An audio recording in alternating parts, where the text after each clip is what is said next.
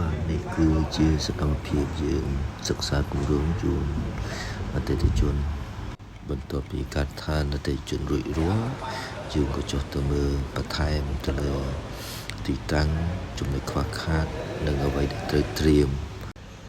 បន្ទាប់ពីយើងបានឃើញកាត់ឋានរៀបរាល់យើងក៏ណាត់អតិថិជនដើម្បីចូលអវ៉ាន់ជូនអតិថិជនយើងក៏បានចុះផ្ទាល់និងពិនិត្យផ្ទាល់បន្ថែមទាំងនេះទៀតគឺយើង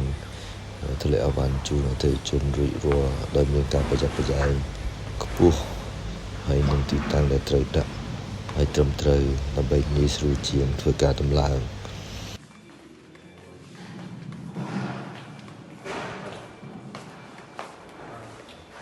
បន្ទាប់ពីយើងពិនិត្យឃើញថាទីតាំង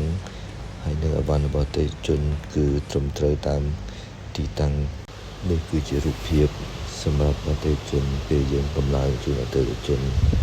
ហើយនឹងធ្វើការតេស្តសីតុណ្ហភាពជូនអតិថិជននៅទីតាំងផ្ទាល់តែម្ដងគឺជាវីដេអូកំពុងតែដំណើរការ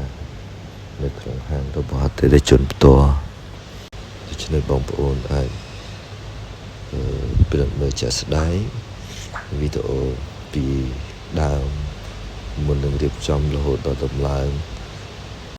រួចរាល់ជូនអតិថិជន